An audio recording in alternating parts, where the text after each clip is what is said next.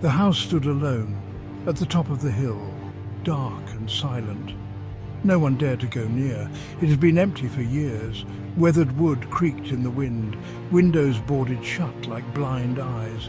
A shiver ran down your spine just looking at it. Some kids in town had been inside. They said it was haunted, said strange things happened there, said they'd never go back. Once a family had lived there, the Smith family. They seemed so happy, smiling faces in family photos. One day they were gone, vanished without a trace. No goodbye notes, no packed bags, just an empty house full of silence. Some say they ran away, some say something terrible happened. No one knew for sure, but the house seemed to remember. Over the years, stories spread.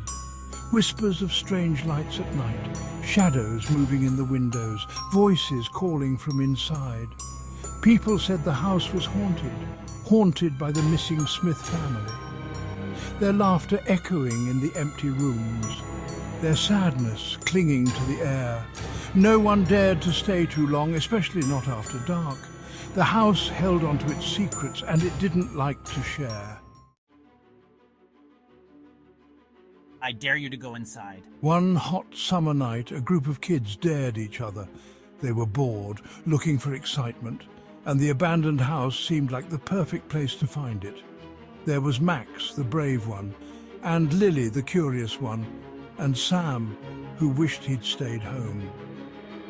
They stood at the bottom of the hill, looking up at the dark house. Lily's eyes widened. Sam shook his head, but something drew them forward. The house called to them, and they were too scared not to answer. The front door creaked open as if inviting them in. Dust filled the air, thick and heavy. The house smelled old, like something had died inside. Each step on the wooden floor made a creaking sound, like the house was groaning. The air grew cold. A cold breeze brushed against their skin, but there were no open windows. Lily felt a shiver down her spine. "Maybe we should go back," she whispered. But Max was already moving deeper into the house, and Sam was too scared to be left alone.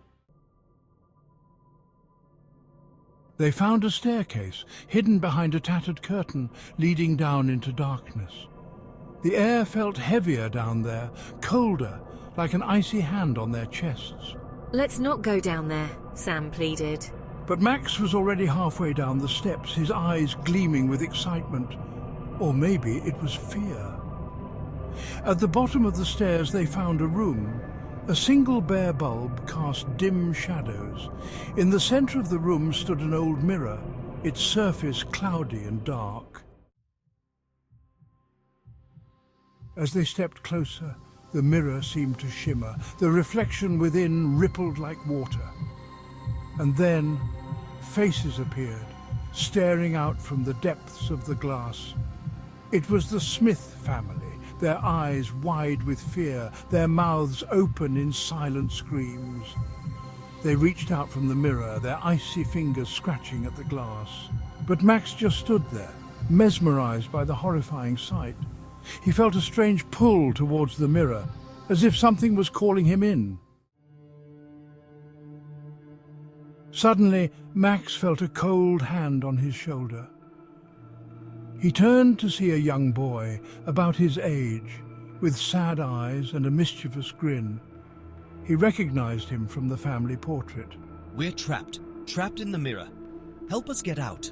Max reached out to touch the mirror, but Lily pulled him back. "Don't touch it, he's trying to trick you." The ghost boy's grin vanished, his eyes filled with anger. The mirror began to glow. A blinding light filled the room.